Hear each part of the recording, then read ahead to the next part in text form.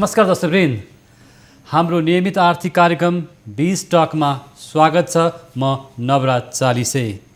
समसामयिक आर्थिक विषयवस्तुहरूको कार्यक्रम 20 टकमा हामीले अर्थतन्त्र, आर्थिक क्षेत्र, नीतिगत अवस्था, नेपाल राष्ट्र ब्याङ्कदेखि अर्थ मन्त्रालयसँग र विकास निर्माणदेखि आर्थिक विकासका विविध पक्षहरूलाई केलाउँदै आएका छौँ।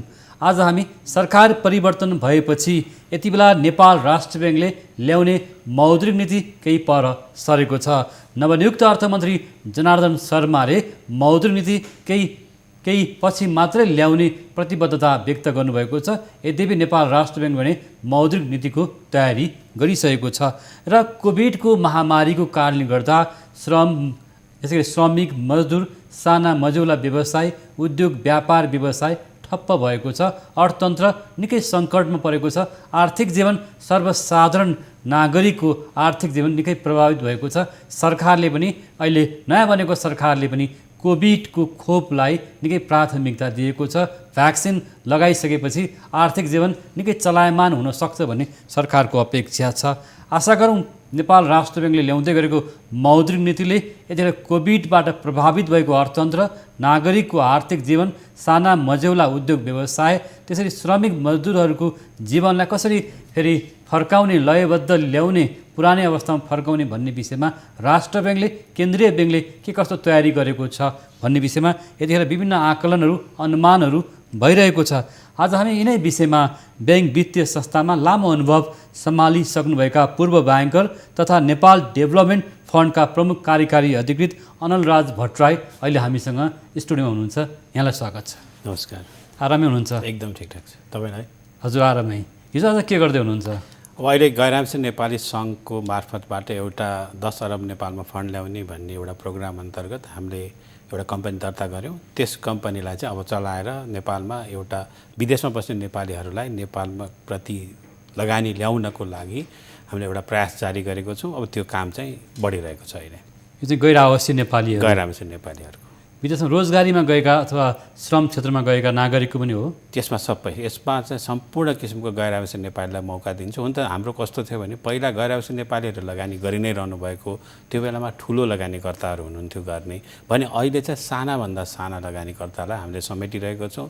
यसमा प्रमोटर बन्नको लागि 25 लाख रुपियाँको मात्रै सेयर गरेको थियौँ भने अब हामी केही समयमा पब्लिकमा पनि जान्छौँ। पब्लिकमा जाँदाखेरि करिब 50,000 भन्दा कम रकमको सेयर चाहिँ लाग्न पाउने भनेपछि त्यो चाहिँ हाम्रो सबै क्षेत्र भनौँ न, गल्फदेखि लिएर हाम्रो सम्पूर्ण विश्वभरि करिब हामीसँग अहिले नै हामी 37वटा देशबाट सहभागिता हुनुभएको छ भने हामी करिब 80वटा देशमा चाहिँ जाने प्रयासमा छौँ। गैर आवासीय रूपमा विदेशमा कामको सिलसिलामा अथवा रोजगारीको सिलसिलामा बसेका नेपाली नागरिकदेखि विदेशमा विभिन्न काममा, व्यवसायमा बसेका गैर आवासीय नेपालीहरू सबै पर्छन्? सबै पर्नुहुन्छ, सबै नै पर्नुहुन्छ। गैर आवासीय नेपाली ऐनले जसलाई डिफाइन गर्छ गैर आवासीय नेपाली भनेर, उहाँहरू सबै नै पर्नुहुन्छ। उनीहरूले लगानी गर्ने आधारहरू के हुनसक्छ? विदेशमा बसेका नागरिकहरूले यहाँ कसरी लगानी गर्न सक्छन्? यस्तो छ, पहिला त नेपाललाई माया नै सबैभन्दा ठुलो आधार भनौँ, नेपालप्रतिको माया, सद्भाव सबै चिज हो। त्यसपछि हाम्रो यहाँ चाहिँ कस्तो हुन्छ, यो कम्पनीमा एकदमै कर्पोरेट गभर्नेन्स एकदमै राम्रो हुन्छ। हामी सबै ट्रान्सपरेन्ट हुन्छौँ र सबै ट्रान्सपरेन्ट भइसकेपछि कस्तो हुन्छ भने तपाईँले काम गर्ने सबै खुला रूपमा ट्रान्सपरेन्ट भएर देखाउनुहुन्छ भने त्यसले कन्फिडेन्स बढाउँछ। हाम्रो रिस्क प्रोफाइल, रिस्क म्यानेजमेन्ट गर्ने कुराहरू पनि एकदमै हाइली सोफिस्टिकेटेड हिसाबले जान्छ। त्यसले गर्दा यहाँ लगानीमा नेपाल सरकार पनि यसमा सहभागिता भएको हुनाले अझ बढी चाहिँ सबैलाई यसले अरू विश्वास दिन सक्ने सम्भावना अझ बढी हुन्छ। र गैर आवासीय नेपालीहरू पनि के भन्नुभएको छ भने नेपालमा लगानी गर्न चाहिरहनु भएको छ। यहाँ हेर्दाखेरि कस्तो छ भने विदेशी लगानीमा स्थापना भएका कम्पनीहरूले अहिलेसम्म हेर्नुहुन्छ भने सबैभन्दा बढी प्रतिफल दिइरहेको छन्।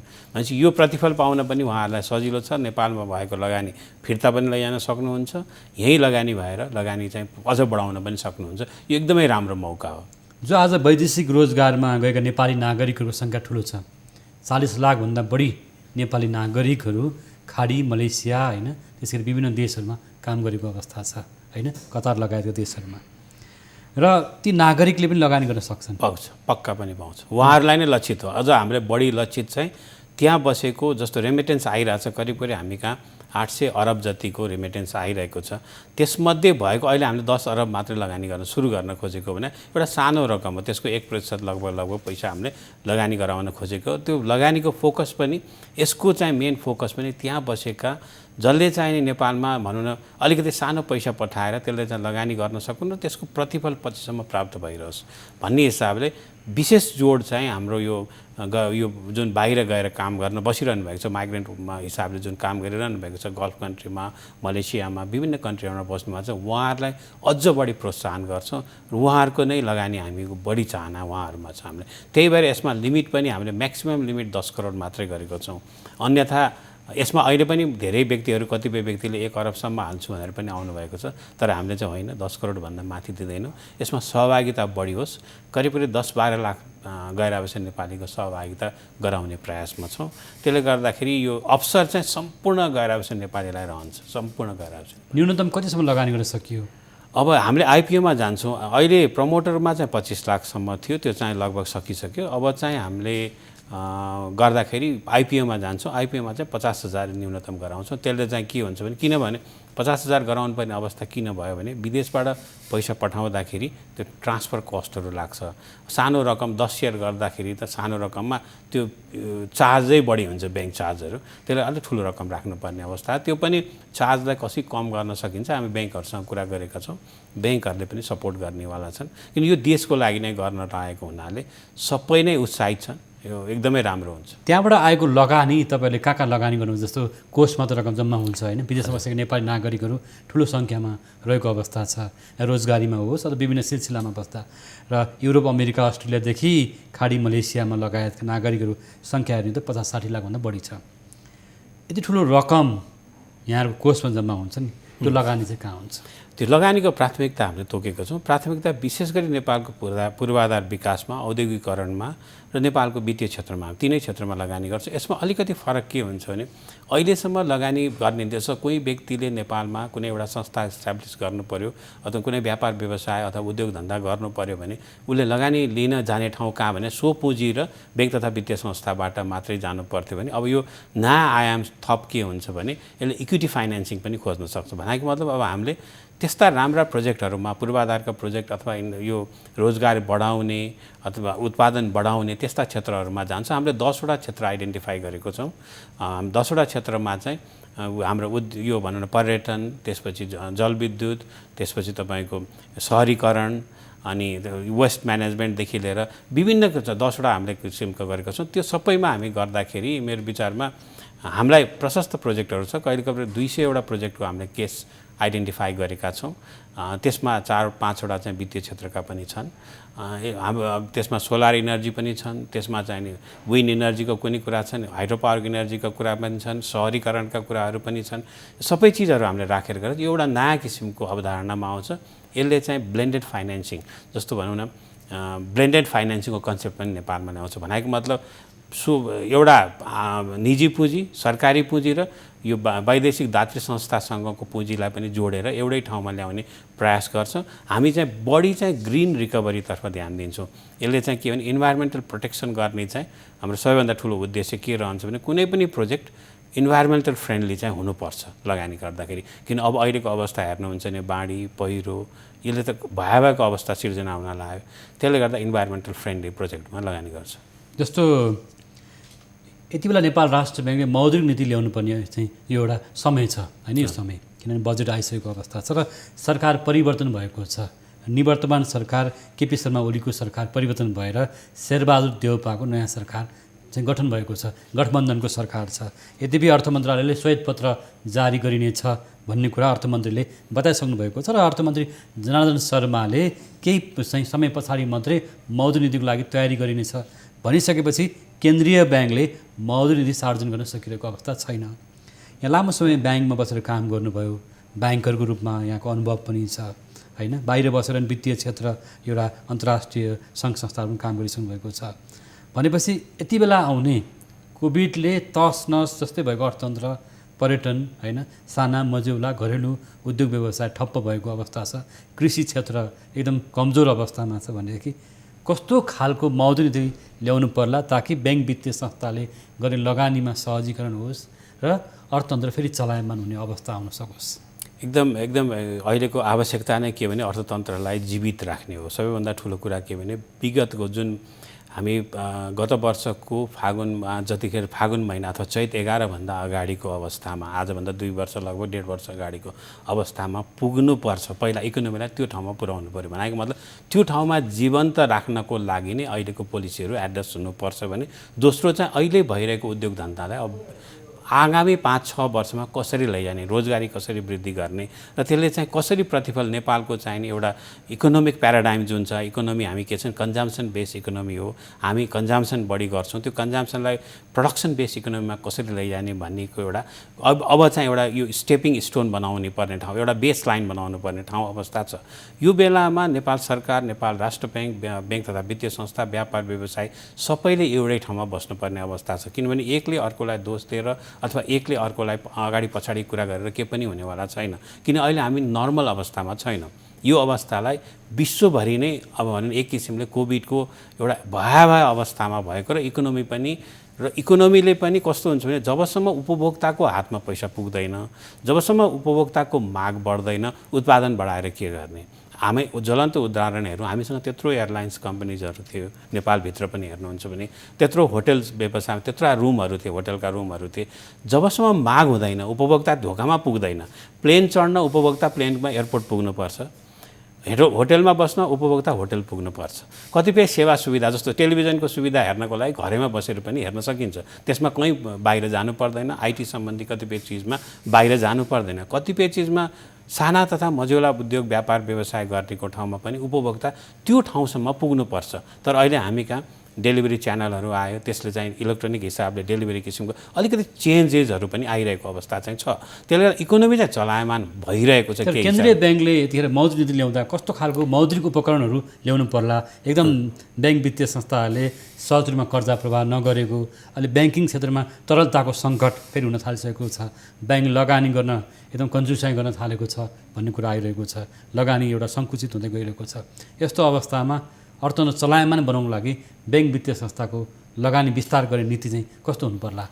यसपालिको यो वर्षको गत आर्थिक वर्ष र यो भर्खरै गएको आर्थिक वर्ष 2 आर्थिक वर्षको आँकडा हेर्दा त्यो योभन्दा अघिल्लो वर्षको आँकडामा कर्जा चाहिँ सङ्कुचन भएको थियो, कर्जा बढेको थिएन भने यो वर्ष अनएक्सपेक्टेड हिसाबले 800 अरब रुपियाँ चाहिँ कर्जा बढ्यो।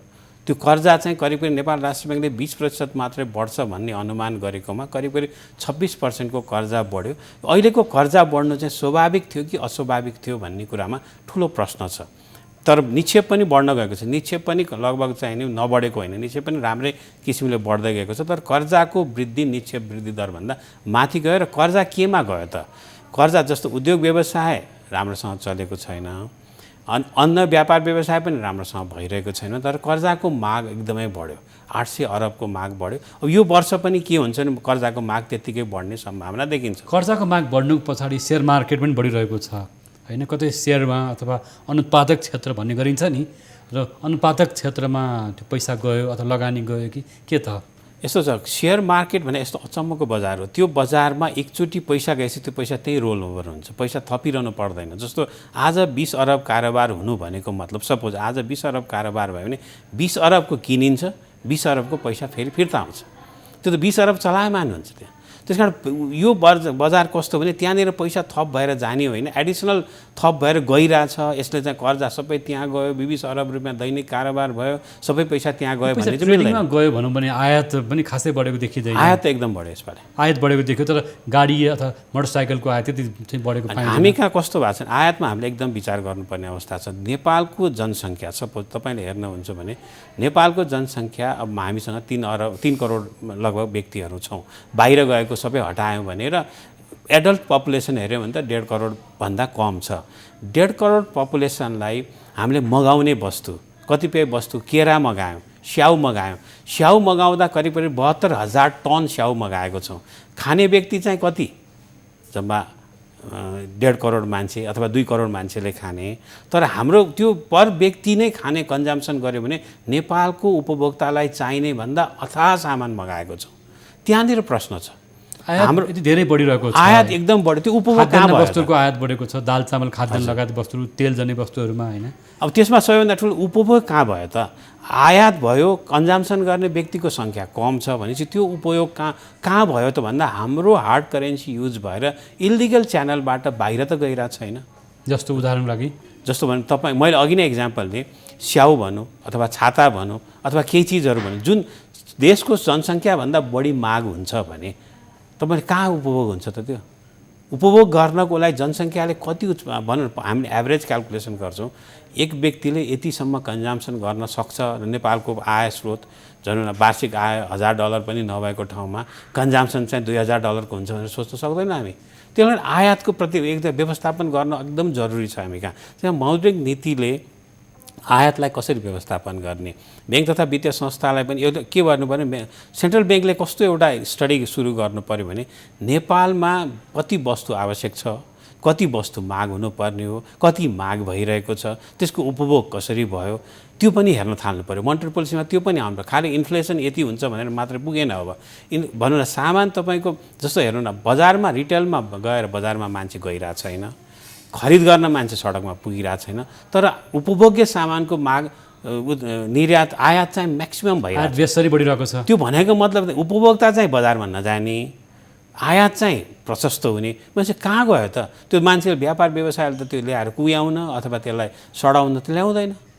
त्यो हिसाबले हेर्दाखेरि हामीले त्यो पनि आँकडा गर्नुपर्ने। अब हामीले अलिकति एनालिटिकल हिसाबले देश पनि एउटा ट्रेडिङको व्यापार जुन भोल्युम चाहिँ बढिरहेको छ, आयात एकदम बढेको देखिन्छ, जसबाट भन्सार राजस्व पनि बढेको देखिएको छ। के भएको? हामी कहाँ आएको सामान अथवा तस्करीको रूपमा अथवा कुनै अवैध बाटोबाट अथवा च्यानलबाट फेरि उतै गयो कि अथवा भनौँ न अथवा भारत लगायत अन्य मुलुकहरूमा जान्छ कि त? त्यो पनि सम्भव देखिन्छ। किनभने तपाईँको कस्तो देखियो भने मैले अघि नै भने हाम्रो उपभोक्ता बजारमा गएको छैन, रिटेल फुटफल छैन, तर आयात एकदमै बढिरहेको छ भनेपछि कहाँ गयो त? कन्जम्सन कहाँ भयो त? त्यो हामीले अब स्टडी त्यहाँ गर्नु पर्यो। यहाँ गयो यता गयो भन्नलाई आँकडा त अहिले आइसकेको छ। हामी तिब्बतबाट अथवा चीनबाट सामान ल्याउँछौँ, फेरि भारत लैजान्छौँ, सम्भव देखिन्छ, सम्भव छ कि भन्ने कुरा त्यसलाई एउटा विचार गर्नु पर्छ। विद्युतीय सामग्रीहरू, मोबाइल लगायतका विद्युतीय सामग्रीहरूको आयात निकै बढेको देखिएको छ होइन? यहाँले भन्नुभएको थियो, तर उपभोक्ताहरू कम छन्, उपभोग कम भएको छ भने गयो कहाँ त? गयो कहाँ? त्यो प्रश्न त्यहाँ रहन्छ। त्यस कारण एउटा मौद्रिक नीतिले त्यहाँ पनि हेर्नु पर्छ। राज्यको निकाय त्यहाँ गम्भीर हुनै पर्यो होइन? राजस्व भन्सार निकायहरू जहाँ चाहिँ हामी आयात बढेर कमाएको राजस्व भन्सारले खासै मुलुकलाई दीर्घकालीन रूपमा फाइदा हुँदैन होला। यो अवस्थामा ब्याङ्क वित्तीय संस्थाहरूले अलिकति हात फुकाउने अवस्था अहिले छ कि छैन? किनभने कोभिडको महामारीले उद्योग व्यवसाय थला परेको छ, रोजगारी गुमेको अवस्था छ होइन? अधिकांश मानिसको रोजगारी गुमेको छ। यस्तो बेलामा अर्थतन्त्र चलायमान बनाउनको लागि ब्याङ्क वित्तीय संस्थाहरू अलिक उदार हुने हो कि? पक्का पनि यसपटकको हेर्दाखेरि तपाईँले 800 अरब कर्जा दिनु, यस्तो बेलामा जुन इकोनोमी चाहिँ नि नचलिरहेको अवस्थामा ब्याङ्क तथा वित्तीय संस्थाले 12 महिनामा 800 अरब दिनु भनेको करिब एक महिनामा करिब 75 अरब रुपियाँ चाहिँ नि लोन दिनु, त्यति चाहिँ नि ब्याङ्कको हात एकदमै फुका छ, अहिले खुलेर गरिरहेको छन्। उहाँहरूले कर्जा दिन कुनै सङ्कुचाइ गरेको देखिँदैन। तर यसले के गर्यो भने हामीतिर जोखिम बढायो। जोखिम चाहिँ कसरी बढायो भने अब छोटो समयमा नेपालमा सायद इतिहासै बनेको छ यसपालि 800 अरब कर्जा गएको। यो इतिहास क्रिएट हुँदाखेरि हाम्रो वित्तीय स्थायित्वमा केही असर पर्ने सम्भावना देखिन्छ। अब भनौँ न कर्जा चाहिँ नि अलिकति कमसल भएको हुनसक्छ, अथवा कमसल कर्जालाई चाहिँ राम्रो बनाउनलाई कर्जा थप गएको हुनसक्छ। यो विभिन्न कुराहरू चाहिँ छ, यसमा गहन अध्ययन गर्नुपर्ने। यसको लागि नेपाल राष्ट्र ब्याङ्कले ब्याङ्क तथा वित्तीय संस्थाको एउटा दबाव परीक्षण, कर्जाको क्वालिटी सम्बन्धी दबाव परीक्षण चाहिँ गर्नुपर्ने आवश्यकता देख्छु मैले। यो कहिलेसम्म कसरी गर्ने नेपाल राष्ट्र ब्याङ्कले गर्नै पर्ने अवस्था छ। यसको लागि अब भनौँ न कर्जा सङ्कुचन गर्नु चाहिँ हुँदैन एकातर्फ, तर कर्जा सङ्कुचन गर्नु हुँदैन भन्दा कर्जालाई एकदम खुकुलो पार्न पनि नहुने अवस्था देखियो अहिलेको यो वृद्धिले गर्दा। जस्तो यहाँले एउटा गम्भीर प्रश्न आज उठाउनु भएको छ ब्याङ्क वित्तीय संस्थामा कि 800 अर्ब कर्जा लगानी भएको छ। त्यो कर्जा यति बेला कोभिडको महामारी छ, उद्योग व्यवसायले हात बाँधेर बसेको अवस्था छ, तर कर्जा चाहिँ 800 अर्ब ब्याङ्क वित्तीय संस्थाबाट गएको छ भने त्यो रकम कहाँ गयो त? रकम त नेपालभित्रै हो, बाहिर गएको त्यो रकम सुन चाँदीको व्यापारमा गयो या भनौँ न अनुत्पादक क्षेत्र भनिन्छ यहाँहरूको परिभाषामा, जुन हामी उत्पादन औद्योगिक क्षेत्र उद्योग धन्दा किनमा गएन पक्कै पनि, किन होटल पर्यटन क्षेत्र प्रभावित भएको छ। कोभिडले गर्दा निर्माण कार्यहरू पनि रोकिएको छ। यो वर्ष पुँजीगत खर्चै सरकारले गर्न सकिरहेको अवस्था छैन, लक्ष्यअनुसार खर्च भएको छैन, लक्ष्यअनुसार राजस्व वसुली भएको छैन। तर ब्याङ्कबाट चाहिँ 800 अर्ब कर्जा प्रवाह भएको देखिन्छ भनेर यहाँले भन्नुभयो, कहाँ गयो त? यस्तो छ, मैले विगत 4 वर्षको कर्जाको एभरेज र यो वर्षको कर्जा कसरी गयो त त्यसको ट्रेन्ड पनि हेरेँ। किनभने कहीँ न कहीँ त केही चिज त छ कि भनेर हेर्दाखेरि समग्रमा हेर्दाखेरि कर्जाको धेरै क्षेत्रमा त्यति वृद्धि भएको देखिँदैन, तर अन्य क्षेत्रमा चाहिँ वृद्धि भएको देखिन्छ। अन्य क्षेत्र भन्नाले नेपाल राष्ट्र ब्याङ्कले त्यसलाई टुक्राउन बाँकी छ, कुन कुन पर्छ भन्ने कुरा। किन हामीले नेपाल राष्ट्र ब्याङ्कले दिएको तथ्याङ्कबाट हेर्ने हो अथवा ब्याङ्कर्स एसोसिएसनबाट प्राप्त हुने तथ्याङ्कबाट हेर्ने हो, हामीसँग छुट्टै तथ्याङ्क त हुँदैन। त्यो तथ्याङ्कमा अझ नेपाल राष्ट्र ब्याङ्कले फराकिलो गर्नुपर्ने देखिन्छ। त्यसैले यहाँ चार्टर एकाउन्टेन्ट पनि हुनुहुन्छ होइन, यो मतलब तथ्याङ्गत कुराहरूमा अझै यहाँलाई राम्रो जानकारी छ पक्कै पनि। यो कर्जाको दुरुपयोग कसरी हुन्छ ब्याङ्क वित्तीय संस्थाहरूबाट? कर्जाको दुरुपयोग भन्नाले कस्तो हुन्छ, नर्मली कोही व्यक्तिले कर्जा लिन्छ भने पहिलो कुरा उसले फिर्ता गर्नुपर्छ भने दिमागमा रहन्छ, भनेपछि उसले दुरुपयोग गर्न चाहिँ चाहँदैन। तर त्यसको कुनै अवसर कहीँ देख्छ भने त्यसलाई प्रयोग गर्न सक्छ। जस्तो कर्जा एउटा उद्देश्यले लिएको हुन्छ, यसमा केन्द्रीय ब्याङ्कले पत्तो पाउँदैन। समस्या के छ भने जति हामी ट्रान्सपरेन्ट भयौँ नि, ब्याङ्क तथा वित्तीय संस्था त ट्रान्सपरेन्ट छ, तर कर्जा उपभोग गर्ने व्यक्ति जति ट्रान्सपरेन्ट भयो, उनीहरूको लेखा जति चाहिँ पारदर्शी भयो त्यति चाहिँ सम्भव हुनसक्छ। हामी कहाँ कस्तो छ भने करिब 50 भनौँ न हाम्रो इकोनोमीको 50% जस्तो चाहिँ इन्फर्मल इकोनोमी छ, जुन चाहिँ अन्य मुलुकमा हेर्नुभयो भने 1% पनि हुन गाह्रो छ। हाम्रो देशमा चाहिँ टोटल इकोनोमीको 50% बराबर इन्फर्मल इकोनोमी भएपछि त्यो ठाउँमा कर्जा गएको चाहिँ इन्फर्मल प्रयोग हुने सम्भावना देखिन्छ। अघि पनि मैले भने जस्तो हामी कहाँ जनसङ्ख्याको लागि आवश्यक पर्ने सामानको गन्दा र विचार गर्दा र आयात भएको सामानको गणना गर्दाखेरि कहीँ म्याच हुँदैन। मान्छे कहीँ न कहीँ त इन्फर्मल इकोनोमी छ भन्ने एक्स्ट्याब्लिस हुन्छ। त्यसले भनेको मतलब इन्फर्मल इकोनोमी छ, इन्फर्मल इकोनोमीलाई फाइनेन्स भइरहेको छ फर्मलबाट गएर, र इन्फर्मल इकोनोमीबाट पनि फर्मलमा आइरहेको छ। दुईटै च्यानल, त्यो इकोसिस्टम चलिरहेछ। एउटा प्रसङ्ग नि सर, यहाँ एउटा ब्याङ्कर्स एउटा लामो समय ब्याङ्कमा बिताउनु भयो, ब्याङ्किङ क्षेत्रमा होइन, केन्द्रीय ब्याङ्कले मौद्रिक नीति ल्याउँदैछ, राष्ट्र ब्याङ्कले पह एकछिन हेरौँला भनेको अवस्था छ। कस्तो खालको नीति आउँदै होला योपालि? मेरो हिसाबले चाहिँ as a independent, as a citizen of this country म के भन्छु भने अहिले चाहिँ आजको रोजगारी बचाउने, अर्थमन्त्रीले गभर्नरलाई पक्नुहोस् भनेको अवस्था छ। हजुर, नयाँ मौद्रिक नीति आउन सकेको छैन होइन। एउटा भर्खरै एउटा निवर्तमान सरकार भनौँ एउटा झन् दुई तिहाई बहुमत प्राप्त भएको एउटा चाहिँ नेकपा एमालेको सरकार एउटा परिवर्तन भएर नयाँ गठबन्धनको सरकार बनेको छ। अहिलेको अवस्था मेरो as a citizen of this country भनेर एउटा चाहिँ यो देशको जनताको हिसाबले हेर्छु भने आज नेपाल राष्ट्र ब्याङ्क जस्तो बजेट त आइसक्यो, आज नेपाल राष्ट्र ब्याङ्कले मोनेटरी पोलिसी ल्याउँदाखेरि आजको व्यापार व्यवसायलाई यथास्थितिमा राख्न सक्ने, किन कोभिडको अझै पनि तेस्रो रहल जान सक्छ भनेपछि यो यथास्थितिमा राख्न सक्ने एउटा किसिमको र यसलाई चाहिँ फ्युचरमा एक्सपान्सन गर्न सक्ने हिसाबले व्यापार व्यवसाय पनि बचाउन आवश्यक छ, रोजगारी बचाउन आवश्यक छ, ब्याङ्क तथा वित्तीय संस्थाको स्थायित्व कायम गर्न आवश्यकता छ भने अर्कोतर्फ यो इन्फ्लेसनलाई पनि न्यूनतम दरमा राख्न आवश्यकता छ।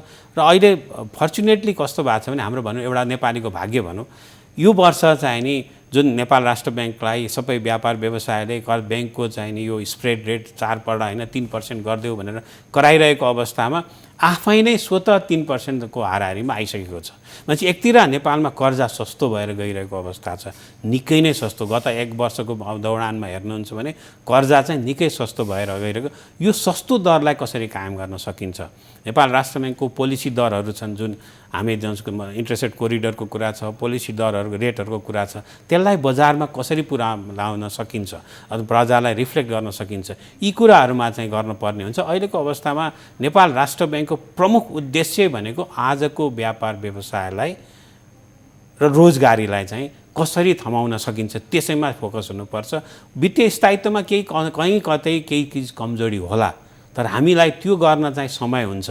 आज रोजगारी गुम्यो भने आजको एउटा जनताले खान नपाउने अवस्था आउँछ। त्यो चाहिँ अवस्थामा आज सरकार परिवर्तन भएको अवस्था छ होइन, अर्थमन्त्री र गभर्नर फरक पृष्ठभूमिबाट हुनुहुन्छ भनौँ न किसिमले, मौद्रिक नीति र अर्थनीतिको तालमेल पनि गर्नुपर्छ होला, कसरी समन्वय गर्न सकिन्छ? यस्तो छ, देशको हिसाबले हेर्ने भने कुनै पनि व्यक्ति पार्टीगत हिसाबले फरक हुँदा पनि देशको अर्थतन्त्रमा एकै हुनुपर्छ। जस्तो हामी देख्छौँ विभिन्न कन्ट्रीमा फरेन पोलिसीमा नेपाल पनि एउटै थियो, एउटै हुन्छ भने इकोनोमिक पोलिसीलाई पनि सिङ्गल उभिन सक्नुपर्छ। इकोनोमिक पोलिसी एउटा पार्टीको एउटा र अर्को पार्टीको अर्को भन्ने हुँदैन, किनभने पहिलो इकोनोमिक पोलिसीको उद्देश्य के भने रोजगारी सिर्जना गर्ने र नेपाली जनताले चाहिँ बिहान बेलुकाको खान सक्ने वातावरण क्रिएट गर्ने मौका दिने हो। त्यो जुनसुकै संस्था होस्, जुनसुकै गभर्नर र अर्थमन्त्रीमा तालमेल त हुनु पर्यो नि, त्यो हुनैपर्छ। विगतमा सरकारहरूको पटकमा गभर्नर र अर्थमन्त्री बीचको सामञ्जस्य नभएको, समझदारी नभएर विभिन्न खालको समस्या त्यसमा के छ भने उहाँहरू केही समयलाई हो, गभर्नरको पदावधि समयको हुन्छ, मन्त्रीको पनि पदावधि समयको लागि हुन्छ, तर देश त समयको लागि होइन। मेरो पदावधि ठुलो कि मेरो देश ठुलो भनेर सोच्नु पर्यो नि।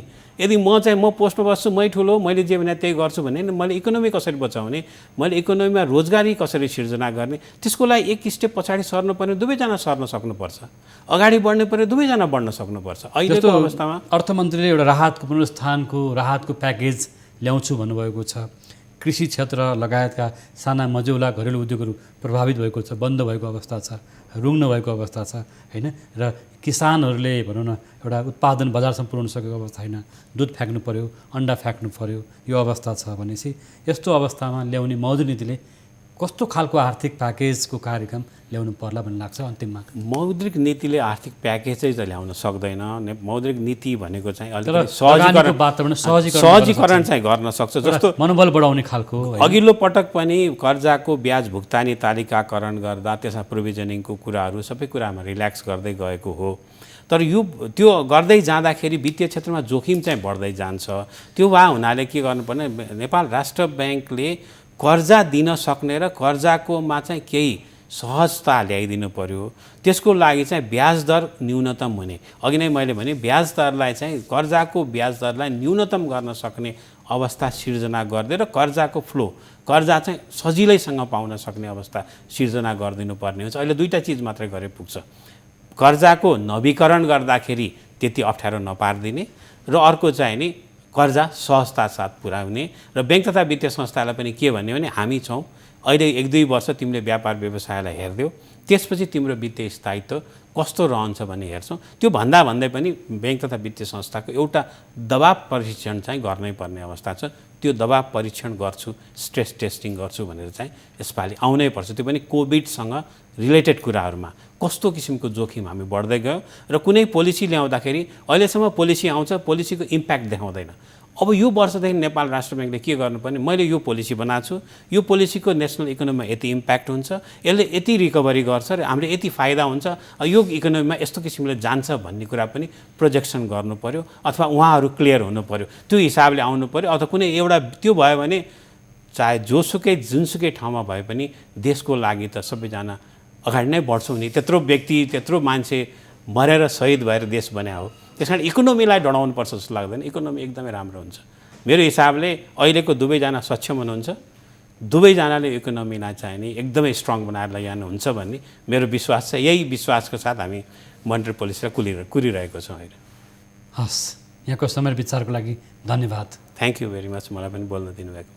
हस्, आगामी मौद्रिक नीति कस्तो आउँदैछ र यो मौद्रिक नीतिमा अर्थ मन्त्रालय र केन्द्रीय ब्याङ्कको आपसी समन्वय सहकार्य कस्तो हुनसक्छ र कोभिडको कारणले गर्दा यति बेला समग्र अर्थतन्त्र प्रभावित भएको छ, रोजगारी गुमाएको ठुलो सङ्ख्या छ, होटल अथवा पर्यटन क्षेत्र, साना मझौला उद्योग व्यवसाय प्रभावित भएको अवस्थामा अर्थतन्त्रलाई चलायमान बनाउने खालको मौद्रिक नीति ल्याउनु पर्छ भन्ने विषयमा आज हामी छलफल गऱ्यौँ। हामीसँग जोडिनु भएको थियो पूर्व ब्याङ्कर, नेपाल डेभलपमेन्ट फन्डका प्रमुख कार्यकारी अधिकृत अनलराज भट्टराई। उहाँको समय विचारको लागि पनि धन्यवाद। आर्थिक कार्यक्रम बिज टकको चाहिँ आजलाई समय पुरा भएको छ। हामी सबै बिदा माग्छौँ। नमस्कार।